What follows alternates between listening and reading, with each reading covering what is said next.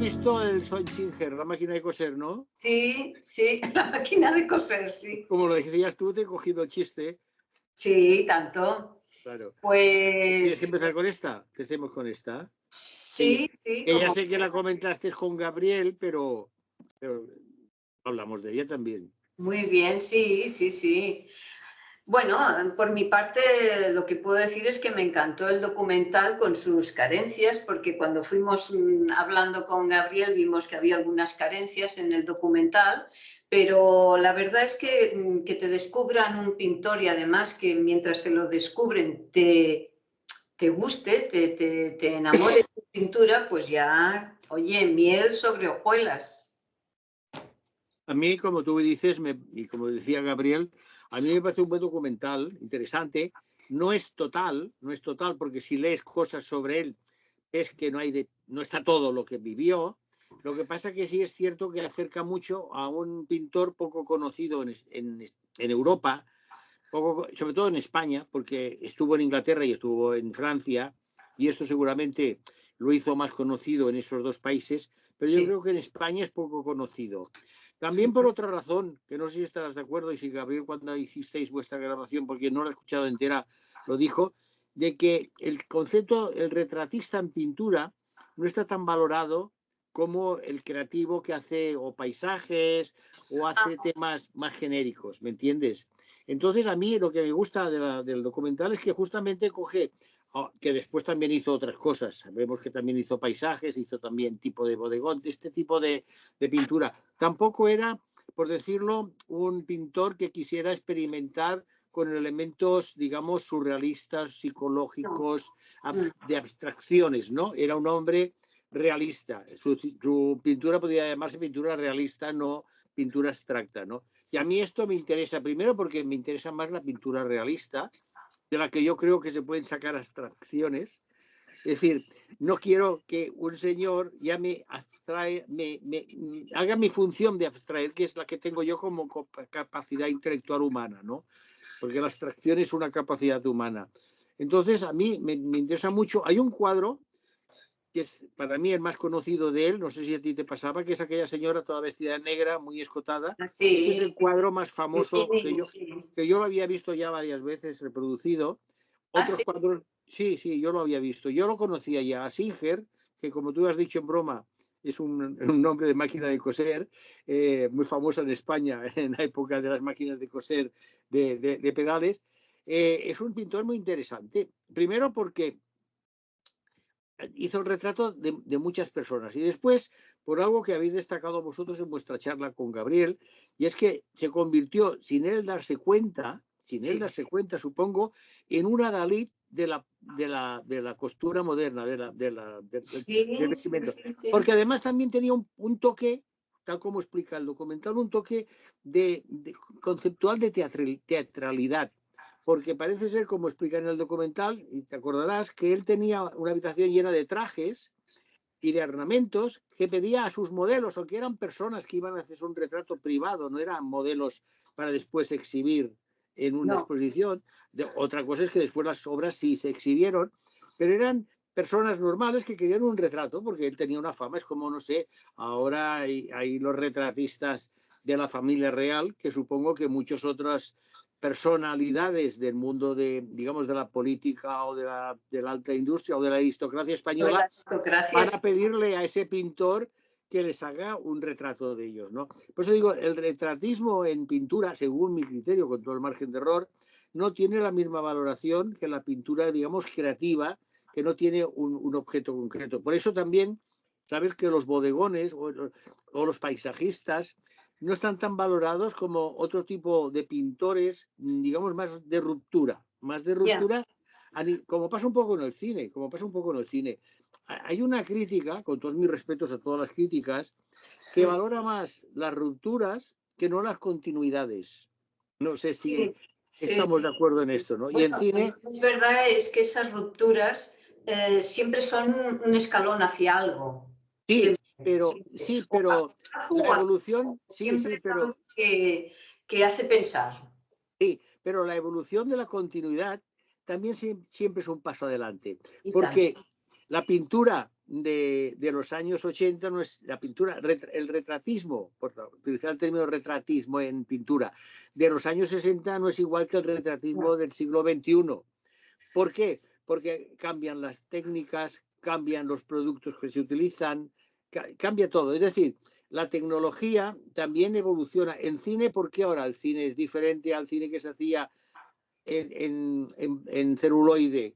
Porque ahora hacer una película requiere menos tiempo que antiguamente. Es decir, el hecho de que tuvieran que parar un rodaje, el director, que era muy exigente, para ver la bobina que se había rodado, sí, significaba que los rodajes se hacían más largos. Ahora los rodajes son más cortos porque se utiliza lo digital. Entonces, esto en arte pasa lo mismo. Las pinturas, los acrílicos, el óleo, el agua, todo esto va evolucionando. Evoluciona también el soporte. Entonces, claro, todo esto influye, y esto lo vemos si se estudia un poco la pintura. Yo no soy un experto, pero sí es una persona interesada e inquieta por entender que, claro, cuando aparecen no sé, cuando aparece Van Gogh, cuando aparece Monet, no solamente están evolucionando, porque no hay una ruptura, siguen haciendo un paisajismo, siguen haciendo, pero sí que evolucionan, digamos, esa continuidad. Por eso hay que entender un poco que la continuidad, sobre todo para los que van de creer que rompiendo moldes se avanza más. Eso es muy relativo y tendría que estudiarse mucho, en cualquier campo de la vida, me refiero, ¿eh? Es decir, porque tú digas que rompes con tu familia cuando, por ejemplo, no hay buenas relaciones entre un hijo y unos padres, por razones X, la ruptura no significa que vayas a mejorar tu personalidad. En cambio, si la continuidad es una continuidad donde se exponen las dificultades de una buena relación, quizá pueda ser más útil que la ruptura.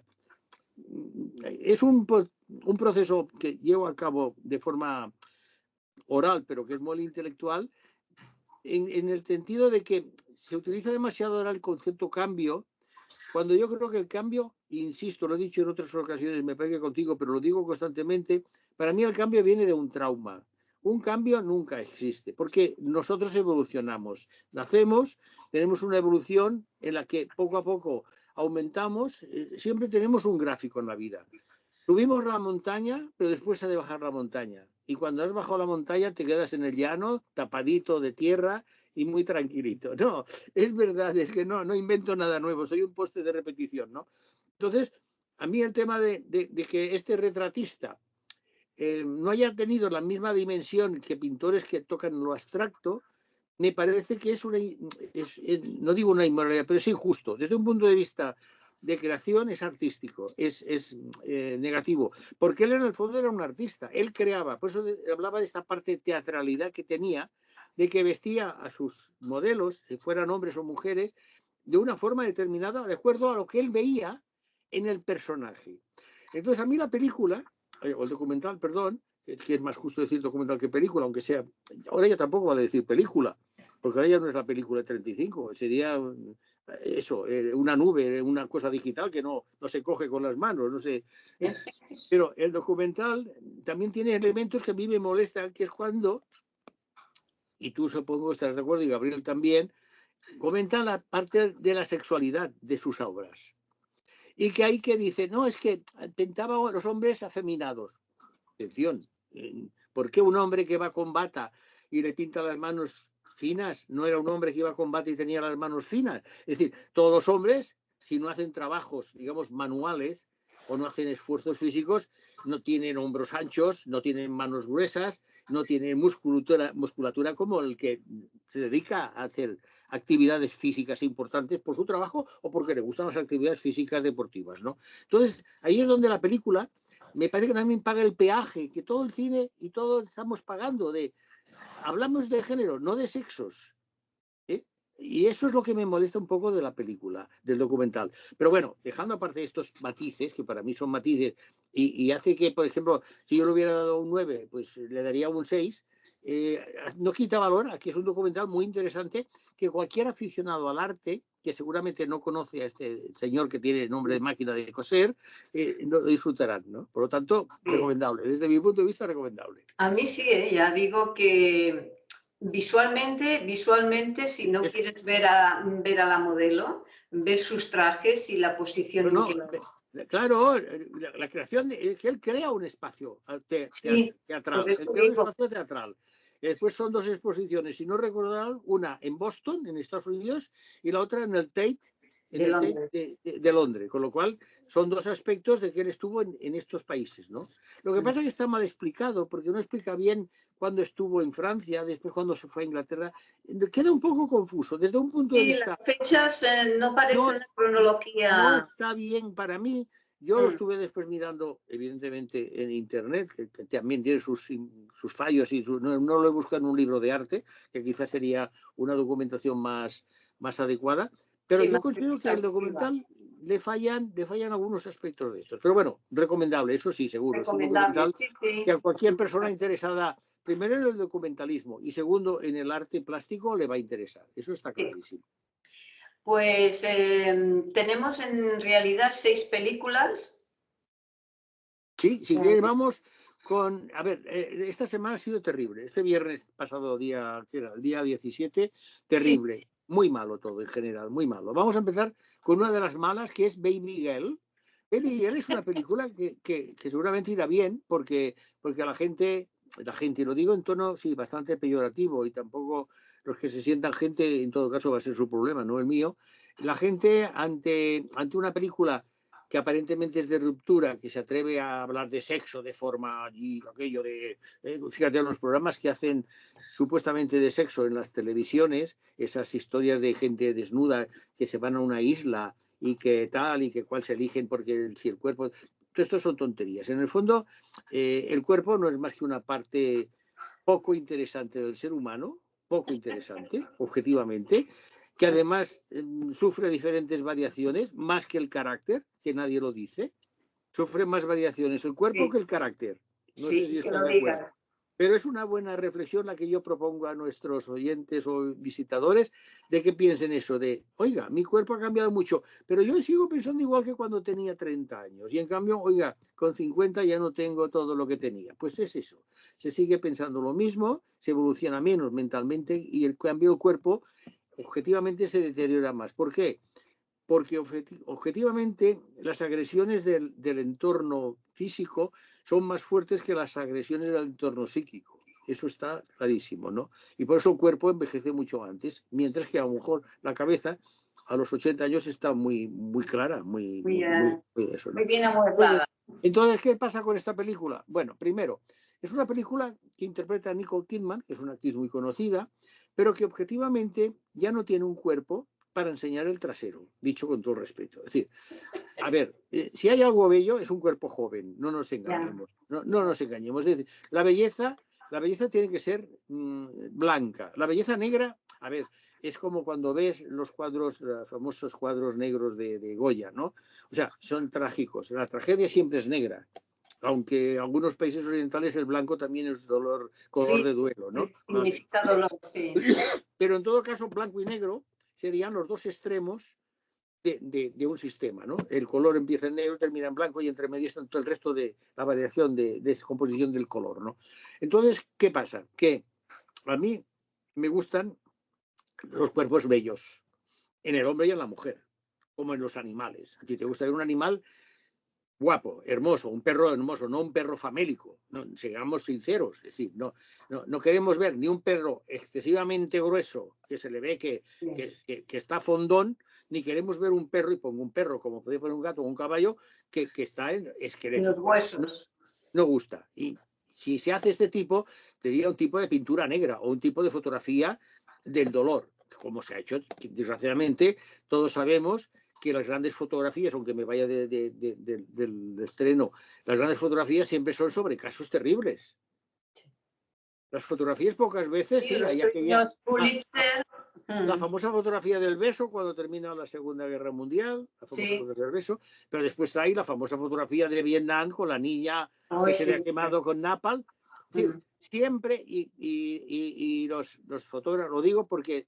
y además lo comentaremos en semanas adelante, porque acabo de ver la película de Lee Miller, la película de esta fotógrafa famosa norteamericana, que se va a estrenar dentro de poco, se estrena me parece que el 24 con lo cual hablaremos. No tienes idea. Bueno, pues hay No, una película no me he enterado. Me se pone... titula Lee, y toca el tema de esta mujer, ¿no? Y por eso hablo. Entonces, claro, ¿qué es lo que funciona de los corresponsales de guerra? Bueno, pues evidentemente las fotos de guerra, las fotos de la violencia, del dolor, de la muerte, etcétera, Sí, de etcétera. testimonio. Los testimonios crudos de la vida, claro. Entonces, claro, ¿qué pasa? Que a mí, como veo que Nicole Kidman no es una señora para hacer una película donde el sexo tiene una parte importante, y por otro lado, a mí la película me recuerda a otra película muy famosa que hacía Kirk Douglas y Glenn Close, si te acuerdas. Pues aquí es lo mismo, pero al revés. En vez de ser él que tiene un ligue, es decir, un amante, digamos, una infidelidad, por utilizar el término que actualmente ya no tendría que existir porque se ha roto el concepto de la infidelidad, ya no existiría, no tendría que existir desde un punto de vista moral y ético social. Aquí es una mujer, que es una señora que necesita más sexo y no solamente hace sexo con su marido, sino que lo hace, que es Antonio Banderas, que por cierto todo el mundo se lo ha cargado y bueno, hace lo que puede. Yo siempre entiendo, lo digo en plan de broma y con todos mis respetos a los actores, en el caso de Antonio Banderas seguramente será para que siga funcionando su teatro de Málaga. Pero en el caso de otros actores pienso que es para seguir manteniendo la piscina. Lo digo en plan cariñoso, ¿no? Porque claro, mantener una piscina limpia cuesta dinero. Y si es muy grande, más. Lo que pasa es que ahora con los incendios de California parece que muchas piscinas se han quedado sin agua y se han quedado sin piscina. Dejando aparte esta broma que no es de buen gusto y lo reconozco, pero me hacía gracia decirla. A mí la película de que Nicole Kidman que es una jefa de estas duras, super mujer, ¿no? Super guay, superwoman, que ahora es lo que está de moda, ser superwoman. Además, mantiene a las chiquitas jóvenes bien quietas para que no le coman el terreno, ¿no? Que en eso también recordaría Armas de Mujer, aquella película famosa también, si te acuerdas, ¿no? Entonces, ¿qué pasa? Que encuentra a un becario que está muy bueno, todo hay que decirlo, está muy bueno para ella, para mí no, pero está muy bueno.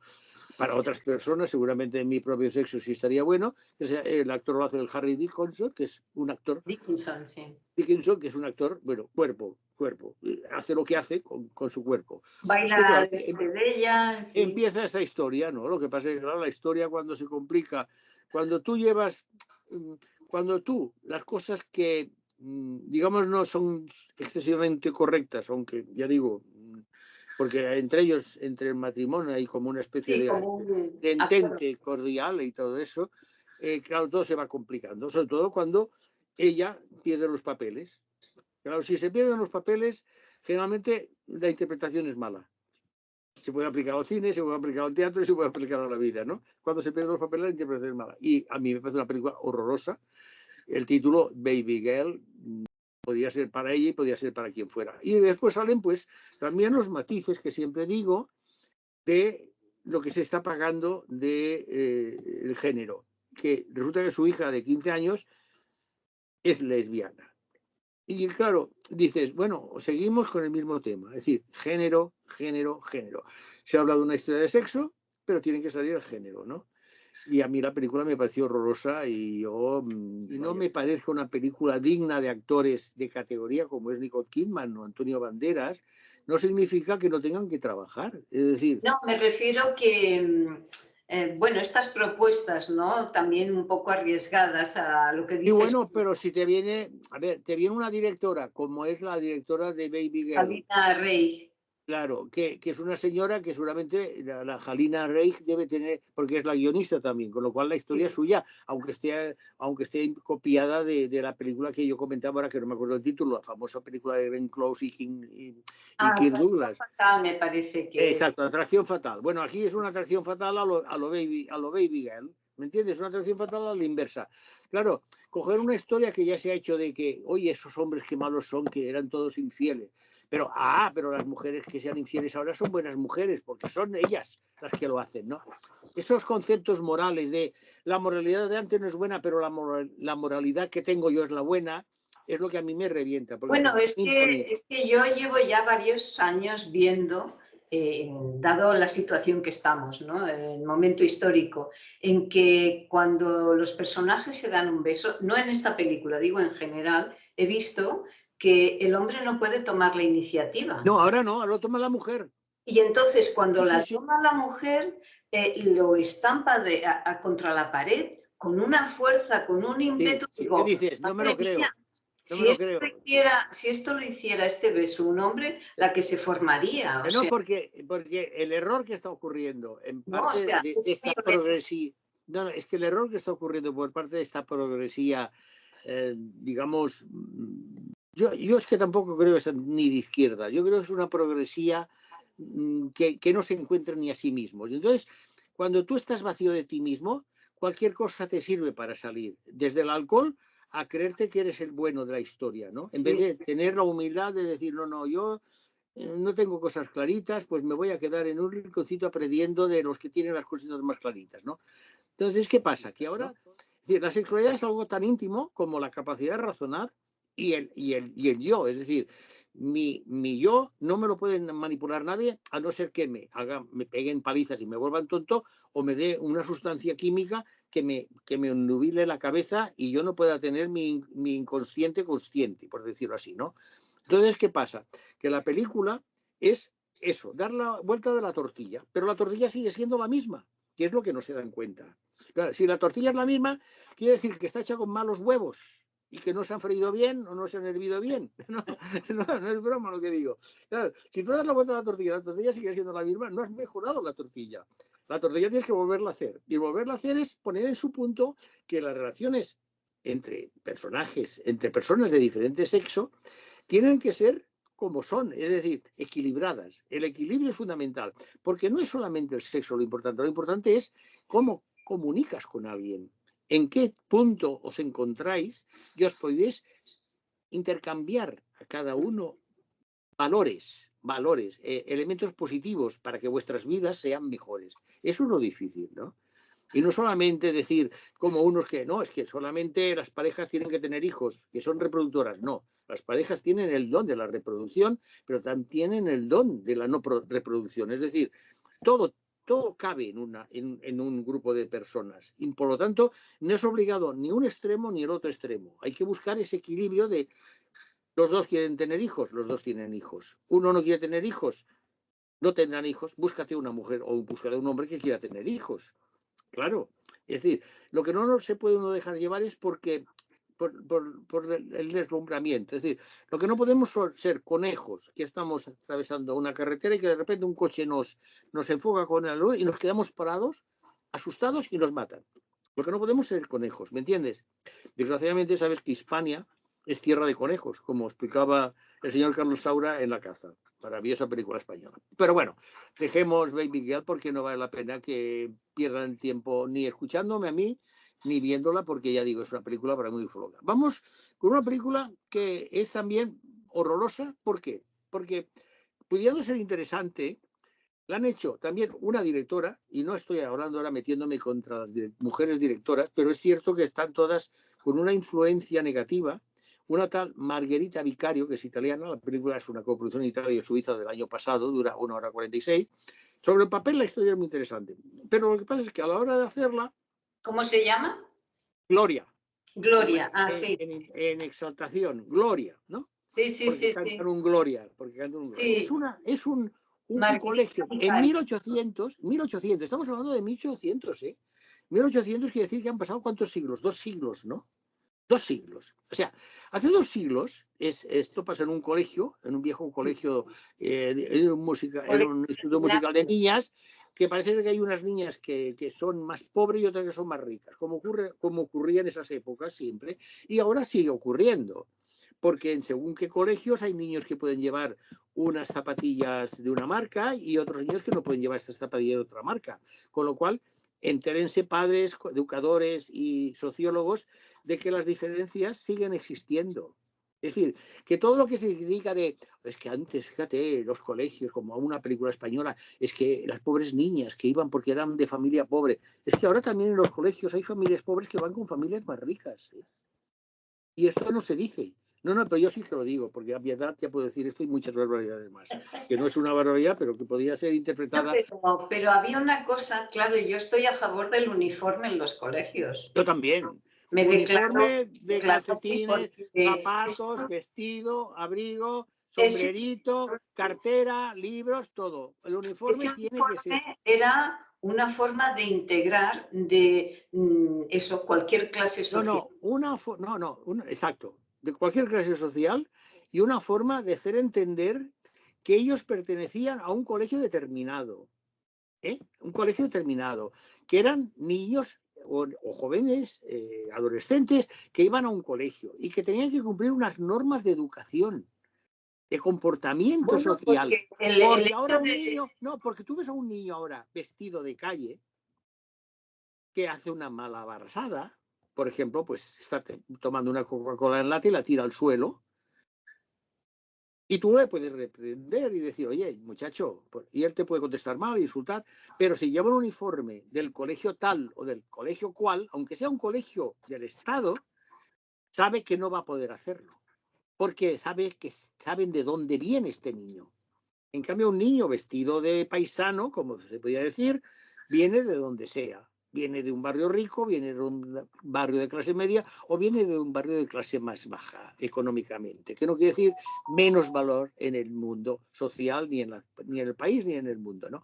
Entonces, ¿qué pasa? Que nos falta saber tratar a los niños y a los adolescentes. Entonces, la película, ¿qué es el problema que tiene? Es la historia también de niños ricas, niñatas, que una de las pobrecitas que sirven, que es una niña pobre, que además parece que es sordomuda. Pero verán a lo largo de la historia que hay una serie de circunstancias, no voy a hacer el maldito explicación final, para no utilizar el término anglosajón, en la que, bueno, se descubre una historia y las cosas se enredan, por decirlo así, ¿no? A mí lo que me molesta es que, claro, estas muchachas hacen música a ritmo pop en 1800. Sí, y hablan como muchachas de ahora. A ver, es lo que decíamos antes de la abstracción en pintura. En cine, si tú coges una época determinada, no puedes traicionar la época determinada. Tú tienes que ser fiel, aunque tú quieras decir, yo quiero explicar a través de un suceso del año 1800, un suceso que pueda sensibilizar a las jóvenes de ahora, porque toda la película, casi todos son chicas, son mujeres. Dices, vale, lo que no puedo es traicionar la realidad de la época. En aquella época ni se tocaba ese tipo de música, ni se hablaba como se habla ahora. Y vuelvo a insistir, para mí el diálogo es una parte muy importante del cine actual, porque está engañando de cómo se hablaba antes. Antes el lenguaje era muy diferente, no se soltaban tacos, nunca. En el siglo pasado, a principios del siglo pasado y a finales del XIX, no se soltaban tacos como ahora. Tú escuchas a los jóvenes, cada 2 palabras un taco. Escuchas a gente adulta, cada 2 palabras un taco. En una conversación normal, ¿eh? Lo ves en la televisión. Tú ves en la televisión a un señor que habla muy bien y de repente suelta un taco que no viene a cuento. Y dices, ¿pero y por qué? Bueno, porque los hemos incorporado a nuestro lenguaje cotidiano y nos sale como el que tiene un repetitivo, ¿no? El que dice, no, como aquello que, no, como queriendo que te aseveren que sí, que lo que has dicho es cierto, ¿no? Entonces, yo soy partidario de algunos exabruptos, y te lo he dicho y me has visto a mí en el cine diciendo barbaridades, pero es que en algunos momentos una palabrota es útil, pero en algunos momentos adecuado, el dónde, cómo, cuándo, esas cosas son importantes. No se puede decir una palabrota haciendo un discurso sobre, no sé, sobre la belleza de las flores. No puedes soltar un joder. No puedes soltarlo, porque no queda bien, porque has estropeado la belleza de las flores. No sé si me explico. Pero bueno, eso no tiene que ver. También película muy mala, que evidentemente no recomiendo, con lo cual que cada uno haga de su sayo, de eso, como se de su capa un sayo. Eso, vale. Después está otra película también, que también me la voy a cargar, que es La semilla de la higuera sagrada, que es curioso porque, a ver, yo le digo este título a un espectador y dirá, bueno, ¿de qué va La semilla de la higuera sagrada? ¿Qué quiere decir higuera sagrada? Entonces yo lo he buscado y se refiere a la parte espiritual del ser humano, ¿no? Es una coproducción entre Alemania, Irán y Francia, porque la ha dirigido un director iraní, que es Mohamed Rasulov. Tiene un reparto de nombres evidentemente iraníes que yo no voy a pronunciar porque respeto mucho otros idiomas cuando los hablo mal. Y es la historia de un juez de instrucción en ese momento en el que en Irán empezaban los movimientos, digamos, de liberación de la mujer, y que hubo aquel famoso suceso en que mataron, las fuerzas del orden mataron a unos desalmados, tampoco, no sé si fueron policías, unos desalmados mataron a una muchacha porque llevaba puesto el pañuelo, como se llama, el jabid, o como se diga, ¿no? Entonces, lo que explica es la historia de ese juez que está casado con una mujer que lo quiere mucho, como normalmente las mujeres que están casadas con un hombre lo quieren, se supone, si siguen con él, aunque sea en un país donde te obligan, donde no hay el divorcio, pero que lo atiende mucho, que yo, muy curiosamente, una compañera mía dijo, es que la mujer, ¿por qué lo atiende tanto? Es lógico que entre personas que se amen y que se quieran, cada uno atienda al otro de una forma determinada, ¿no? Entonces, este juez de instrucción, que se llama Imán, le dan una pistola, porque se la daban a todos los jueces, y tienen dos hijas que ya son, digamos, la nueva generación de mujeres iraní, que son, pues una es un poco mayor, la otra es una adolescente más pequeña. Y todo empieza cuando desaparece la pistola de la casa de este imán, de este juez de instrucción, y empiezan los alborotos en la calle, ¿no? Y a partir de ahí una película absolutamente, mira, dura 2 horas 48, lo cual ya es un disparate. Sí, unos 68 minutos, ¿eh? Es un disparate, porque además es tan repetitiva muchas cosas que dicen, no, si esto ya me lo ha enseñado caballero, no me lo enseñe mal. Entonces, la última parte final, que incluso hay una persecución de coches que dicen, ¿a qué viene? Hay un señor que es simplemente un juez instructor que aunque haya salido publicada su cara en los periódicos, donde sea, de repente es reconocido en una gasolinera perdida de donde ellos están escapando de que les han hecho amenazas, dice, es que no me la creo. Bueno, pues hace unas críticas de baila y sevillanas y canta y ríe. Yo no lo entiendo. Yo, sinceramente, respeto mucho a los opiniones de todo el mundo, pero hay críticas, comentarios de amigos míos que quiero, que respeto. Veo aquí que tiene premios por, bueno, nominaciones. Sí, no, tiene muchos premios. Tuvo, ¿no? Premio del público en San Sebastián, habría que saber qué público, y me parece que está con candidata al Oscar como mejor película internacional como Alemania, ¿no? Con lo cual, claro, es alemana, pero hay Irán y Francia también. Lo que pasa es que, claro, este señor también se ha explicado que este señor la tuvo que rodar de forma oculta en Irán porque está rodada allí, que estuvo en la cárcel. Bueno, pero claro, entonces entramos en lo que yo dije también el otro día en otro programa, diciendo, bueno, es que entonces si vosotros hacéis esta crítica que es de tipo ideológico, no habláis de la crítica cinematográfica, hacéis una crítica ideológica, porque el tema que toca es un tema que se ha de defender, la libertad de la mujer, el hecho de la violencia masculina, todo esto se ha de defender. Pero si la película está mal hecha y está mal montada, esta demostración, digamos, esta acusación o este testimonio de que hay esto, que pasa esto en Irán, una cosa es que tú defiendas una defensa de la mujer, y valga la repetición, una defensa de los derechos de las libertades, etc. Y otra cosa es que una película está bien y la pongas muy bien, aunque sea una porquería de película, porque toca un tema ideológico. Entonces yo, desde este punto de vista, insisto, para mí ideológicamente no me interesa. ¿Por qué? Porque me está engañando. Que es lo mismo que pasará cuando hablemos de la película de la fotógrafa. Y vista esta, vamos con la que para mí quizás sean, no sé si queda alguna otra mala, a ver qué queda. Norbert, es una película simpática, animación española, de dibujo muy primitivo, pero que toca valores. Es una historia muy octoedro, poliedro. Sí, por eso digo, muy infantil. A ver, los niños todos sabemos que si no son niños que ya hayan nacido para ser Picasso o Dalí, los niños hacen dibujos muy torpes porque no tienen ese don, el don del dibujo. Pero el contenido es como para adultos, ¿no? El contenido, no, bueno, el contenido habla de un personaje que es Norbert, que hace de espía de una ciudad triste, con humo, con contaminación, gris, y que tiene envidia de otra ciudad que tiene colores, que tiene vida. Y entonces lo envían para que espíe y saber cómo pueden ellos coger ese color y conseguirlo. Está bien, en este sentido está bien, porque explica un poco lo que son las envidias entre espacios, entre personas, entre estados, entre países. A mí me parece que es una película interesante. Lo que pasa es que es primitiva, No sé en cuántos cines se estrenó, no lo sé, la verdad. Y después otra también muy mala, me voy a quedar la última, la que para mí es la única salvable, que es Adiós Madrid. A ver, es una sí. coproducción entre España y Argentina y es tan poca cosa. Claro, Adiós Madrid cuando no ves Madrid. Es decir, Madrid es mucho más que unas callejuelas, que es donde ocurre prácticamente toda la acción. ¿Y qué es la acción? Bueno, un hombre que vive en Argentina, que un bien día recibe la noticia de que tiene que irse a España porque su padre está, digamos, en estado Sí. comatoso y quiere aplicarle, porque ha hecho el testamento vital quieren que aplicarle la eutanasia.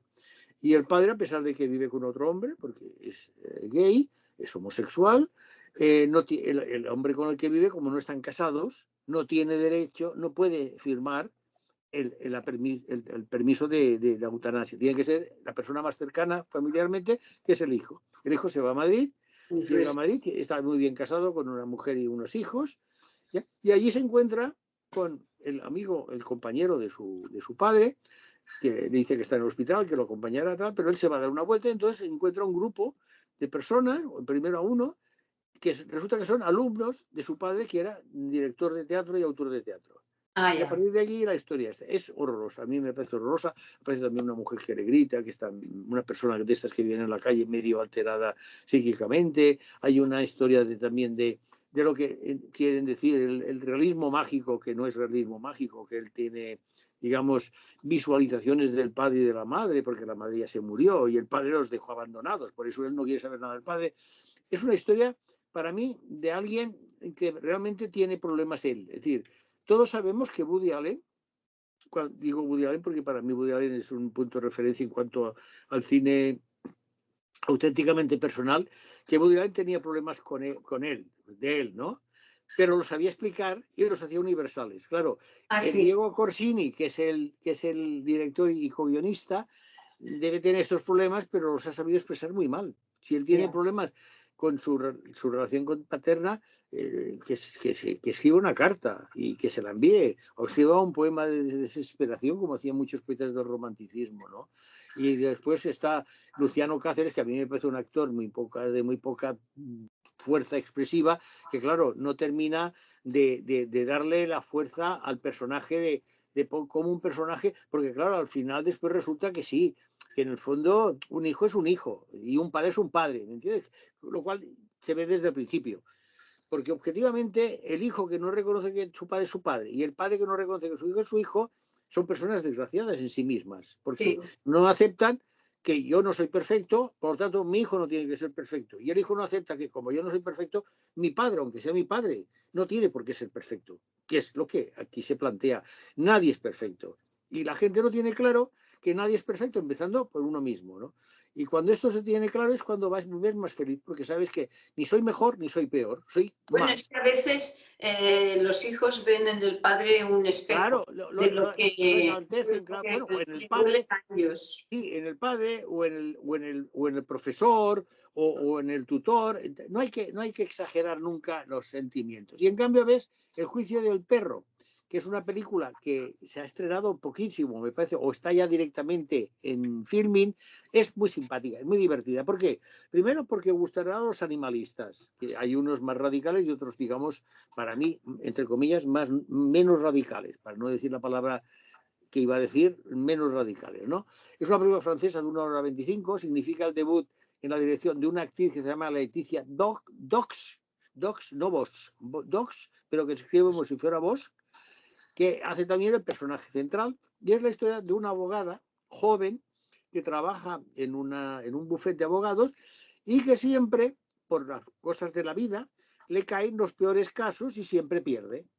Y claro, el jefe del bufete, el propietario, ya le ha marcado diciendo, oye, como a la próxima falles, mira qué casos coges porque no puede ser. Y entonces le llega un caso muy curioso que parece que está inspirado en un caso real que pasó en Suiza, pero la película es franco-suiza, que pasó en Suiza, de un hombre que llega con su perro porque quieren matar al perro porque ha mordido a una mujer en la cara, le ha hecho una herida en la cara y a otro le ha mordido en la mano. Y él tiene que pagar una multa, pero él no quiere que maten al perro y pide a la pobre abogada que, claro, acepta que sí, que se lo va a hacer, pero claro, inmediatamente es despedida del buffet y entonces la ves como ella tiene que, hacer su propia, en su casa su propio despacho, ¿no? Ella es la propia, digamos, la propia intérprete, lo hace muy bien y se ve todo lo que es el proceso del juicio, de lo que ella intenta demostrar de que el animal no es una cosa, el perro no es una cosa, sino que es un ser vivo, ¿no? Con derechos.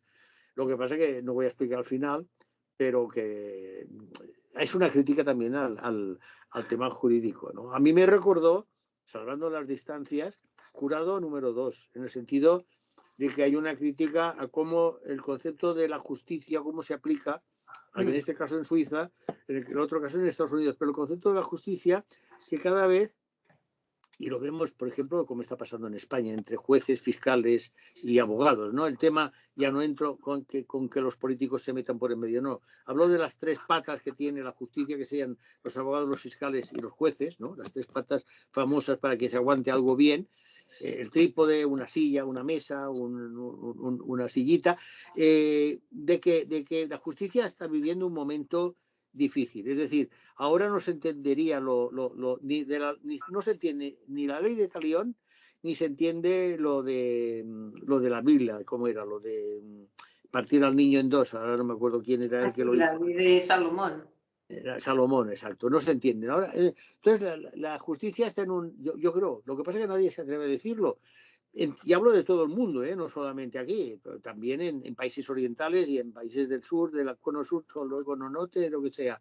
Y es que creo que la justicia no está evolucionando. Por eso la película, para mí, aunque me vaya hacia meses atrás, de Clint Eastwood, me interesa, porque hay una... Clint Eastwood fotografía mucho a la justicia, a la famosa estatua con los ojos tapados, ¿no? Y yo digo que la justicia tiene que destaparse los ojos y tiene que ver el momento en que vive. Pero la justicia ya no es coger al cuatrero que ha robado caballos, que eran parte de la supervivencia de los colonos en Estados Unidos, e inmediatamente lo cogían y lo colgaban, ¿no? La justicia no es esto tampoco. O sea, hemos pasado de eso que lo inventaron los americanos, porque eso no se hacía en Europa, de una forma, en Europa siempre se ha hecho más justo, siempre ha habido, digamos, el debate de un juicio, que un juicio no es más que un debate. No sé si los que me escuchan están de acuerdo. Un juicio es un debate entre un señor que acusa algo y un señor que defiende algo, ¿no? Es un debate, como pasaría en un debate que puede haber en una televisión, en una radio o en una charla presencial, ¿no? Entonces, ¿qué pasa? Que la justicia tendría que tener los ojos abiertos, saber en qué momento vive, en qué país vive, en qué situación social, económica, intelectual, cultural, ideológica, religiosa vive, y entonces aplicar la justicia. Y entonces aplicar lo que es las normativas, lo que es toda la parafernalia de la justicia escrita, que es la que se tiene que seguir, ¿no? Pero por eso la justicia tiene que evolucionar, pero no a gusto de unos cuantos, sino en función de la evolución de toda esa sociedad. Pero claro, esto supongo que los que están metidos dentro del ajo, como es también la sanidad y la educación, al estar tan dentro del aparato, no se dan cuenta. Cuando tú estás... Por eso el autocrítico es la persona más inteligente, el que dice, no, yo soy medio tonto, yo creo poco en algo, pero voy saliendo. Esta persona es una persona valiosa para cómo está el mundo ahora. Que en el fondo me estoy tirando flores a mí, no lo niego. O sea, que si me quieren insultar serán más flores. Pero es verdad, yo creo que nos falta humildad, nos falta capacidad de reconocer nuestros errores, nos faltan ser menos pretenciosos en lo físico y en lo material también, en lo material, en lo económico. Nos falta esa humildad de, no, yo soy humano con mis defectos y me voy a morir además, oiga, y mañana puedo tener un cáncer, oiga, ostras, pues me callo. Que sea lo que Dios quiera, o que sea lo que tenga que ser. Si no queremos utilizar la palabra Dios, que se utiliza demasiado, quizá, será lo que tenga que ser. Punto, ya está. Lo que venga, venga. ¿Que tengo que morirme de un accidente de coche? Vale, ir con cuidado. Si me dan por detrás, ya no será mi culpa. O mi responsabilidad, ya que a mí la palabra culpa no me gusta porque es judeo-cristiana, pero bueno. Yo creo que en este sentido hay que intentar mirarse al espejo y no engañarse. Y por lo tanto, si no te engañas tú, no vas a engañar al de al lado, ni al que está en la próxima semana, que hay películas más interesantes. Sí. El 27, a ver, sí. Venga, pues muchas gracias por este encuentro y nos vemos el lunes próximo. Hasta entonces, señora Dibó. Gracias.